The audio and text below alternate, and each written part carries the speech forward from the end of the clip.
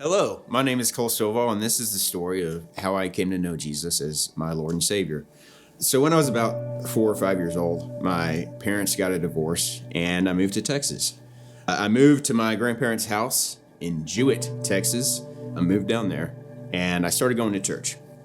We had a old couple in our church. They were called Gigi and Papa. That was their names. And they drove a church bus, and they picked up kids and brought them to church. And eventually, they found my older sister. My older sister became friends with their granddaughter, and that's how they met us, and he started taking me to church.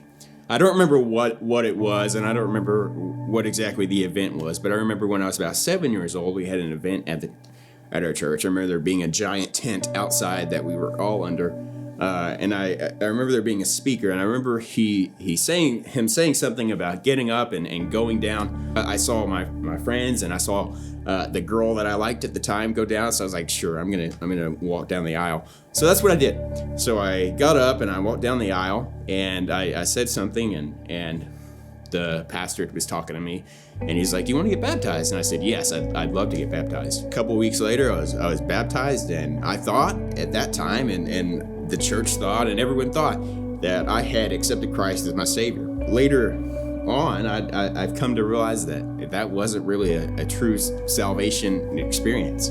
So years later, my mom met my stepdad, and I moved to Centerville. At this time, I was about 13. I moved to a new school. I didn't get along with people. I just didn't belong anywhere.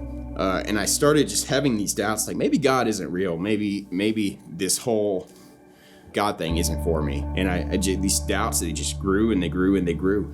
What was weird to me was I would go to church and I would see that these people, they loved me. They cared for me. And it didn't make sense to me because everywhere else I went, I didn't feel loved. I didn't feel cared for, but I went to church and people loved me. It began this battle in mind because I saw that these people had something that I didn't have, something that I needed. Yet I would go everywhere else and I felt hated. And at the same time, I had these doubts, and they just grew and they grew and I couldn't stand it. But I could not get it off my mind. I was a constant. Like I wanted to believe in God because I wanted what these people had.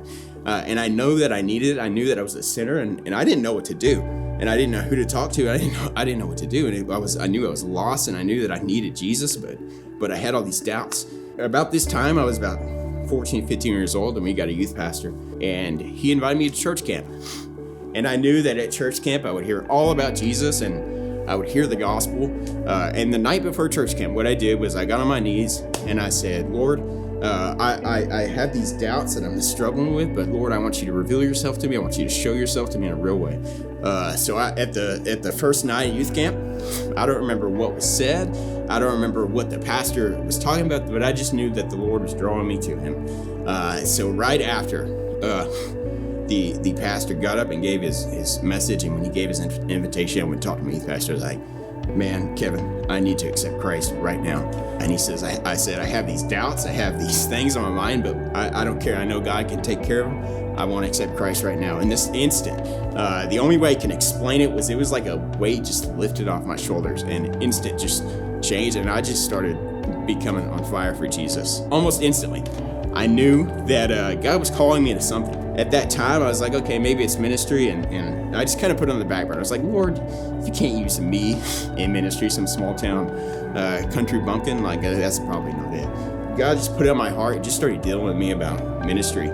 And I remember we had a revival at our church, and Dr. Matt Queen was leading the revival. One of the nights of the revival, he was preaching on Jonah, and he asked the question, where is your Nineveh? And we all know Nineveh is the city where Jonah was fleeing from, where God had called him to, but he was fleeing.